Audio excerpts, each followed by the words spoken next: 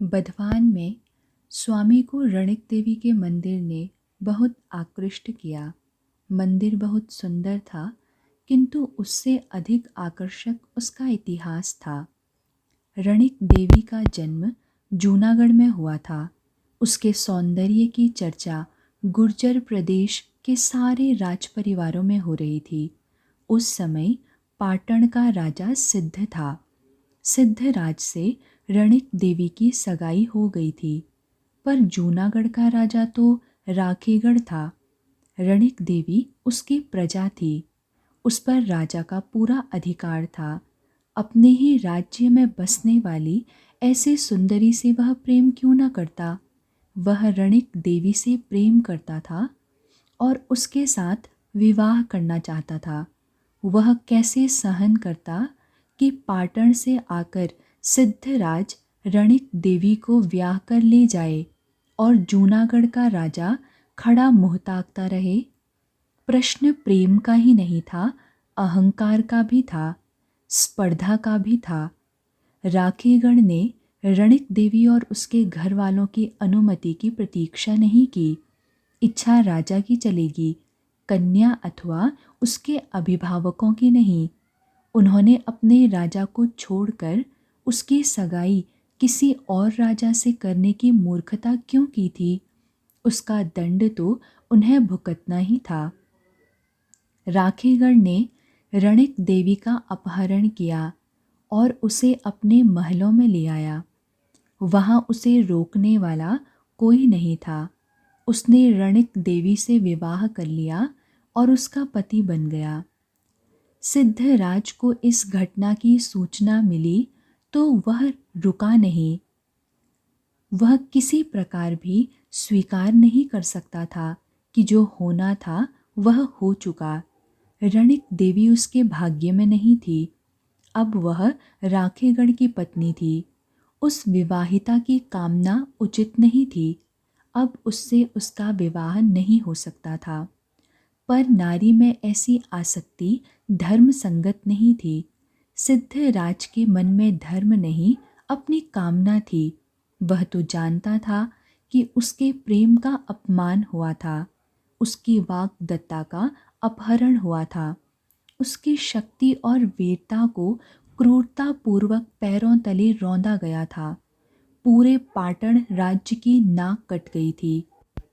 सेना सज गई और जूनागढ़ पर आक्रमण कर दिया गया। अपने सैनिकों के बल पर अपने ही राज्य में बसने वाले एक निरीह परिवार की लड़की का अपहरण एक बात थी और पाटन की सेना से लड़ना दूसरी। सिद्धराज साधारण योद्धा नहीं था और इस समय तो वह अपमान की आग में जल रहा था। कामना की सूली पर टंगा हुआ कराह रहा था। उस घायल बाघ से लड़ पाना राखीगढ़ के लिए संभव नहीं था। राखीगढ़ लड़ा किंतु पराजित हुआ और अंततः मारा गया। रणिक देवी के लिए विचित्र स्थिति थी। उसने किसी समय सिद्धराज से प्रेम किया था। वह उसकी प्रेमिका भी थी और वाग्दत्ता भी, किंतु इस समय वह राखीगढ़ की पत्नी थी। वह उसका सुहाग था।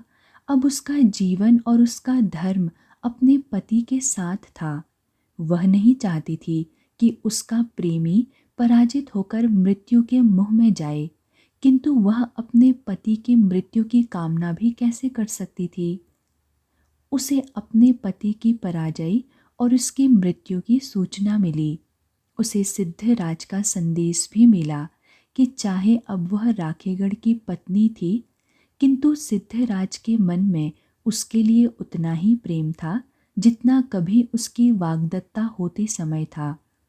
वरन विरह के ताप ने उसे और भी बढ़ा दिया था। उसने उसकी कामना कभी नहीं छोड़ी थी।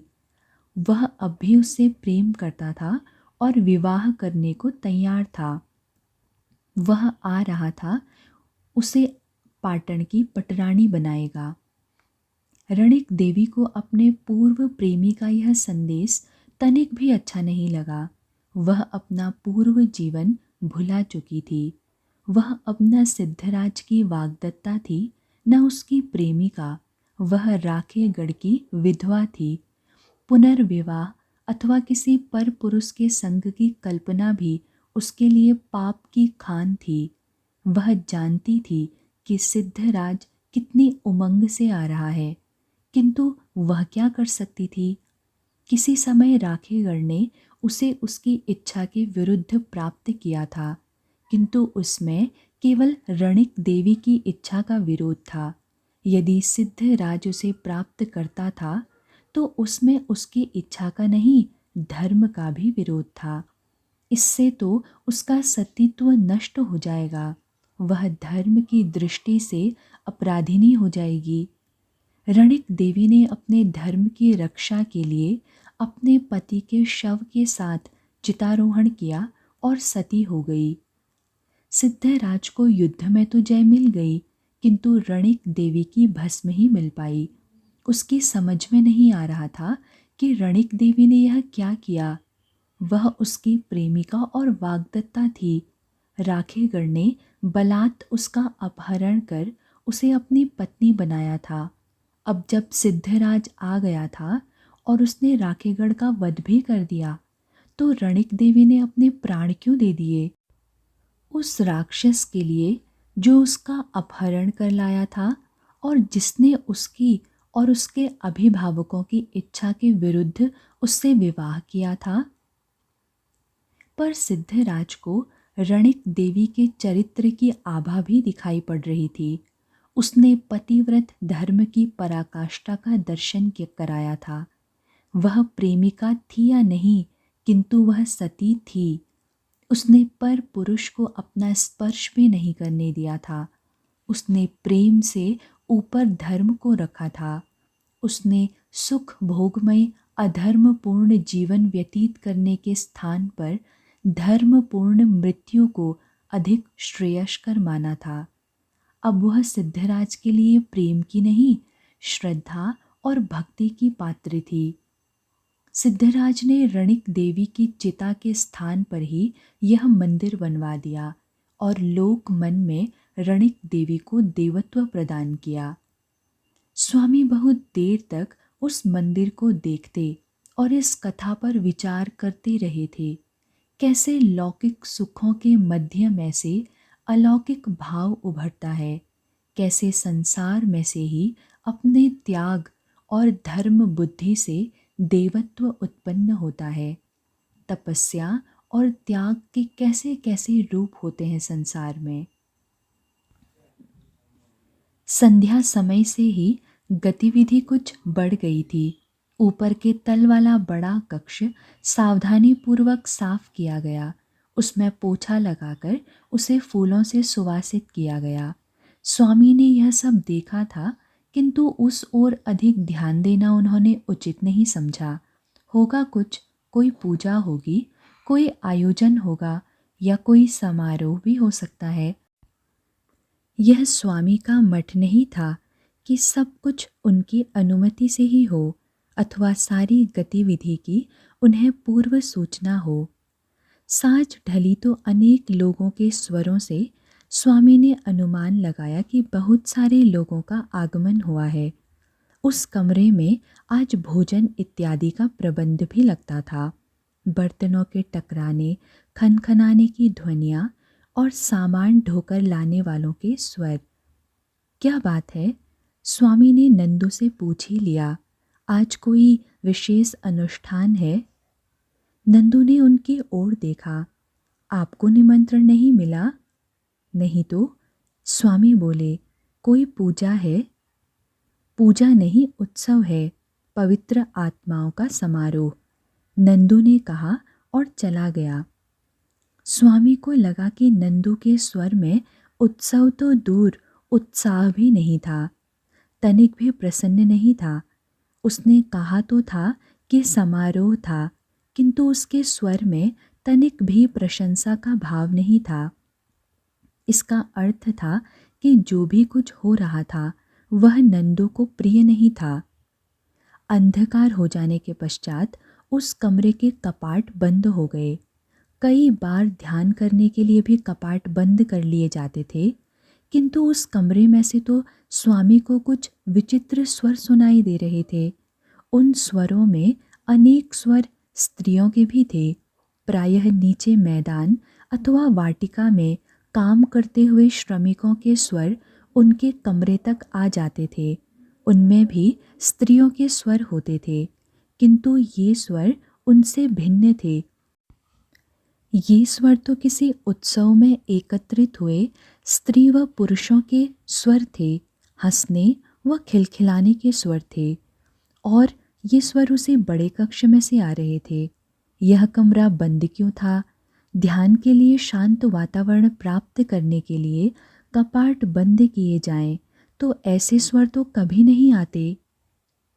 मठ में स्त्रियों का होना अपने आप में ही विचित्र था।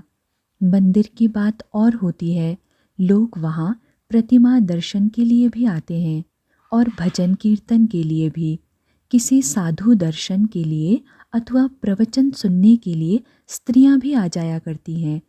किंतु यह तो पुरुष सन्यासियों के रहने का मठ था, यहाँ स्त्रियों का क्या काम? और यदि किसी कारण से स्त्रियां आई भी थी तो कमरे के कपाट बंद क्यों थे? स्वामी का मन उड़ता हुआ अतीत में चला गया। एक बार उन्होंने ठाकुर से वाम मार्गी साधना की चर्चा की थी, तो ठाकुर ने हंसकर कहा था, जब किसी के घर में जाने का सीधा मार्ग हो तो व्यक्ति शौचालय से प्रवेश क्यों करे? प्रभु के निकट जाना है तो बैठक के मार्ग से जाओ। ये कौन लोग हैं जो वामाचारी तांत्रिक साधना कर रहे हैं? क्या मठ के बड़े महाराज को ज्ञात है कि उनके मठ में इस प्रकार की साधना हो रही है? सहसा स्वामी ने अपना ही विरोध किया। यह कैसे संभव है कि बड़े महाराज यह ना जानते हों? यह भी तो संभव है कि सब कुछ उनकी ही अनुमति से हो रहा हो, या यह भी संभव है कि वे स्वयं भी इनमें सम्मिलित हों। तो स्वामी अनजाने ही उन लोगों के मठ में आ गए हैं। स्वामी का मन विचलित हो उठा। ऐसे स्थान पर तो एक क्षण रुकना भी पाप है। उनका मन हुआ कि तत्काल उठकर बड़े महाराज के पास जाएं, उन्हें बताएं कि उनके मठ में क्या क्या हो रहा है। पर इस समय रात को संभव है बड़े महाराज से मिलना संभव ही ना हो। वे सो रहे हों, विश्राम कर रहे हों अथवा ध्यान कर रहे हों। महाराज से मिलना उतना आवश्यक नहीं था। उनके मठ में उनके नाक के नीचे क्या हो रहा है यह बताना स्वामी का काम नहीं था, किंतु इस अपवित्र स्थान से परे कहीं बहुत दूर चले जाना स्वामी का धर्म था। वे उठे, अपना कंबल लपेटा और कमंडल उठा लिया। उस बड़े कक्ष में अब भी बहुत आवाज़ें निकल रही थी। लगता था जैसे स्वामी नरक की सीमा पर खड़े नरक से आने वाले चित्कारों को सुन रहे हैं, जिन स्वरों को सुनकर स्वामी के कान असह्य पीड़ा पा रहे थे और आत्मा जैसे रक्त के अश्रु रो रही थी। वह उन लोगों की साधना थी। वे उनके माध्यम से ईश्वर तक पहुँचने की कल्पना करते थे। ईश्वर तक पहुँचना ही किसे था? वह तो इसी सुख को प्राप्त करना चाहते थे। कदाचित यही उनके जीवन का लक्ष्य था, और यह साधना नहीं, साध्य था, उपलब्धि थी। स्वामी ने सोचा, क्या इसी के लिए इन्होंने अपना घर बार और परिवार छोड़ा था? स्वामी को इच्छा हुई कि वे अपने दंड से कपाट पीटना आरंभ कर दें, और जैसे ही कपाट खुलें वे उन लोगों को इतना पीटें कि उनके भगवे वस्त्र उनके शरीर से उतर जाएं। स्वामी बरामदे के अंत तक आए, किंतु सीढ़ियों तक नहीं पहुंच सके। वहां सीखचों वाले दरवाजे पर ताला लटक रहा था। रात का समय था। दरबान ताला लगाकर सोने चला गया होगा अथवा बाहर के फाटक पर बैठा होगा। इस समय उसे पुकारना अथवा चिल्लाना उचित होगा क्या?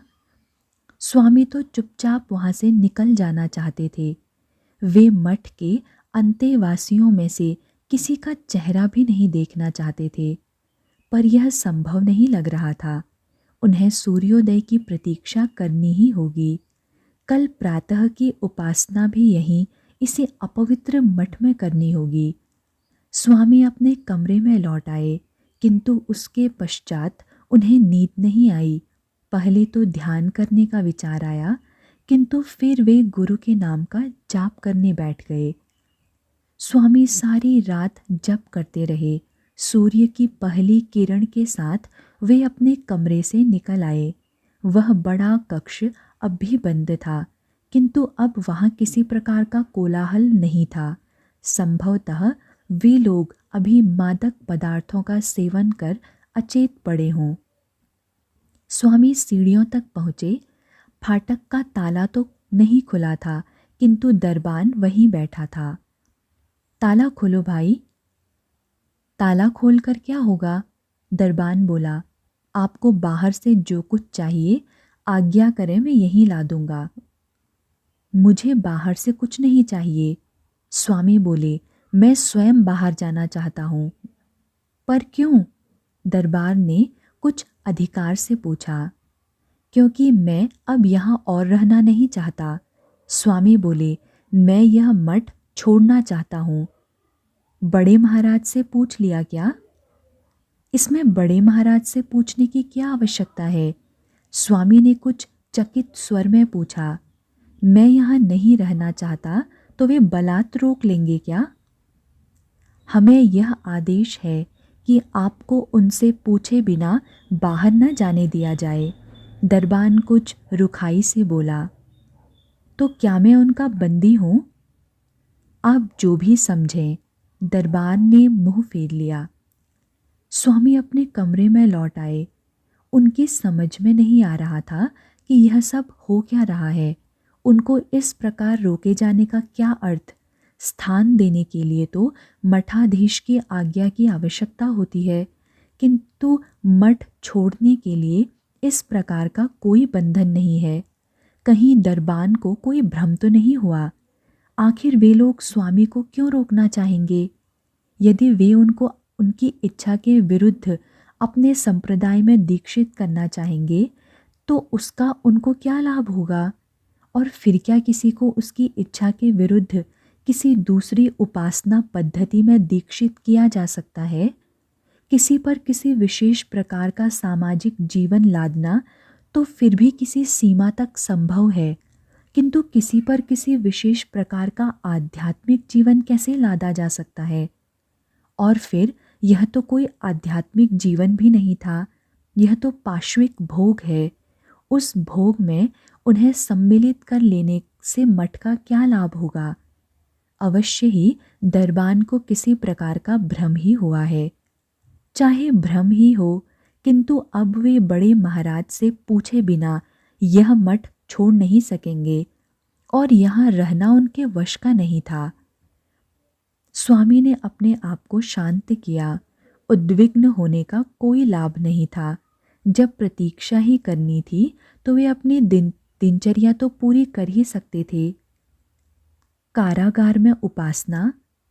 पर वे कारागार में तो नहीं थे और न ही किसी के बंदी थे। अपनी इच्छा से भी तो एकांत में चले जाते थे, स्वयं को किसी गुफा में बंद कर लेते थे। हाँ, किंतु यहाँ वे अपनी इच्छा के विरुद्ध बंद कर दिए गए थे। चाहे वे स्वयं को बंदी ना माने, किंतु वे एक प्रकार के अवरोध में तो थे ही, और वह अवरोध भी कितना अपवित्र था। स्वामी ने ध्यान पूरा किया ही था कि उन्हें लगा कोई उनके द्वार पर खड़ा है। द्वार पर जो भी हो भीतर आ जाएं। स्वामी ने कहा, कपाट बंद नहीं हैं, केवल भिड़े हुए हैं। कपाट खुले और दो भगवाधारी भीतर आए। स्वामी ने पहचाना ये उनमें से ही थे जो उन्हें पहले ही दिन कार्यालय में मिले थे। उनसे भोजन के समय पर भी भेंट हो जाया करती थी। एक का नाम अवधूतानंद था और दूसरे का सुखानंद। वे प्रायः एक साथ ही दिखाई पड़ते थे। स्वामी का अनुमान था कि उनके पास मठ के अनेक दायित्व और अधिकार थे। बड़े महाराज तक सबकी पहुंच नहीं थी, प्रायः काम इन्हीं लोगों के माध्यम से हो जाया करते थे। पधारिए, स्वामी ने कहा। नहीं, बैठेंगे नहीं, अवधूतानंद ने कहा। बड़े महाराज ने आपको स्मरण किया है। क्या बात है? स्वामी ने मुस्कुराने का प्रयत्न किया। प्रभु को स्मरण न कर वे मुझे स्मरण कर रहे हैं। दोनों अवधूतों के चेहरों का भाव कुछ विकृत हो गया। उन्होंने आपको बुलाया है। उनके दर्शन कब हो सकेंगे? वे आपकी प्रतीक्षा ही कर रहे हैं, सुखानंद ने कहा। दरबान ने बताया कि आप मठ त्यागना चाहते हैं। उसने ठीक ही बताया है, स्वामी बोले। कारण जान सकता हूँ? सुखानंद ने पूछा। मैं तो परिव्राजक हूँ, एक स्थान पर टिकना मेरा धर्म ही नहीं है। स्वामी बोले। क्या मैं जान सकता हूँ कि मुझ पर यह प्रतिबंध क्यों है? कल की साधना में आपको आमंत्रित नहीं किया, शायद आप उसी से रुष्ट हैं, अवधूतानंद ने कहा। स्वामी उठ खड़े हुए। मैं बड़े महाराज के दर्शन कराऊं? अवश्य जाइए, सुखानंद ने कहा, किंतु हमारी शिकायत मत कीजिएगा। हम अपनी भूल का परिमार्जन शीघ्र ही कर देंगे। स्वामी ने कुछ नहीं कहा। वे बाहर की ओर चल पड़े। दोनों अवधूत उनके साथ साथ चल रहे थे। स्वामी जानते थे कि यदि वे उनका घेरा तोड़कर भागने का प्रयत्न करेंगे तो वे लोग उन्हें बलात् रोकेंगे और संभव है कि सहायता के लिए दरबान को भी पुकारें। एक बार तो स्वामी के मन में आया कि वे उन दोनों को एक धक्का दें और भाग जाएं। वे उनमें सक्षम थे। वे दोनों अवधूत उन्हें रोक नहीं पाएंगे। बल प्रयोग का अवसर आए तो भी स्वामी ऐसे ऐसे कईयों को निपट सकते हैं। किंतु अगले ही क्षण उन्होंने यह विचार त्याग दिया। यह धक्का मुक्की, मारपीट, यह भाग दौड़, हिंसा और विरोध, ये सब साधु को शोभा नहीं देते। उन्हें कोई और मार्ग अपनाना होगा। किंतु पहले वे यह तो जान लें कि बड़े महाराज क्या कहते हैं। वैसे ही मुक्ति मिल रही हो तो दंगा करने की आवश्यकता ही क्या है। बड़े महाराज अपने कक्ष में अकेले ही बैठे थे। उन्होंने संकेत के साथ आए दोनों अवधूतों को बाहर भेज दिया। बैठो प्रियदर्शन, उन्होंने बहुत मधुर ढंग से कहा। तो वे स्वामी से रुष्ट नहीं थे। स्वामी कहना चाहते थे कि उनका नाम प्रियदर्शन नहीं था, किंतु मौन रहे। बड़े महाराज ने संज्ञा से नहीं, विशेषण से उन्हें पुकारा था। स्वामी बैठ गए। आपको यहाँ कोई कष्ट है? शारीरिक कष्ट तो नहीं है महाराज। तो फिर मठ क्यों त्यागना चाहते हैं? द्वार द्वार भिक्षा मांगने के लिए और वृक्षों के नीचे सोने के लिए? सन्यासी का यह आदर्श तो शंकराचार्य ने बहुत पहले ही घोषित कर दिया था। करतल भिक्षा तरुतल वासा। स्वामी बोले। कष्टों से भयभीत होकर तो कोई सन्यासी नहीं हो सकता। जब बैठे बिठाए खाने को अच्छा मिलता हो, रहने को छत, पहनने को स्वच्छ वस्त्र मिलते हों, जीवन की सुविधाएं ही नहीं सारे सुख मिलते हों, तो भटकना आवश्यक है क्या? यह सब तो मैं अपने गृहस्थ जीवन में भी प्राप्त कर सकता था। स्वामी बोले। फिर सन्यास ग्रहण करने का क्या लाभ? तपस्या शक्ति के लिए होती है। गृहस्थ जीवन में हम न अलौकिक शक्तियां प्राप्त कर सकते हैं, न अलौकिक सुख। इसका क्या प्रमाण है कि अलौकिक शक्तियां मिलेंगी ही? स्वामी जान रहे थे कि अब वे जिज्ञासा नहीं कर रहे, बड़े महाराज से विवाद कर रहे थे। शक्ति मिलती है, शक्ति के साथ सुख मिलता है। बड़े महाराज के नेत्र आरक्त हो गए। ना ये अलौकिक सुख है और ना ही यह स्वर्गीय सुख है। स्वामी कुछ कठोर स्वर में बोले। जिसने आध्यात्मिक आनंद का कण मात्र भी अनुभव किया है, वह जानता है कि यह मात्र इंद्रिय सुख है, इंद्रियों का पाश्विक सुख। उससे साधक के भीतर कोई शक्ति नहीं जागती, कोई ईश्वर नहीं जागता। मादक पदार्थों से संचित ऊर्जा का एक साथ क्षरण होता है। मनुष्य अधिक से अधिक अभद्र होता जाता है और अंततः पशु हो जाता है। तो सुख किस में है? इंद्रियों के दमन में, प्रकृति प्रदत्त सुख के नकार में। बड़े महाराज कुछ रुष्ट हो गए थे। मैं तुमसे सहमत नहीं हूँ। हमारा दृढ़ विश्वास है कि साधना में सुख और शक्ति है। उसके लिए न तो हमें तुमको कोई प्रमाण देना है और न तुमसे कोई विवाद करना है। तो फिर आप मुझसे क्या चाहते हैं? तुम आकर्षक व्यक्तित्व के साधु हो। तुमने वर्षों का ब्रह्मचर्य पालन किया है। जी, स्वामी ने कहा, भाग्य से अब तुम हमारे पास आए हो। इसमें भी प्रकृति का कोई संकेत ही समझो।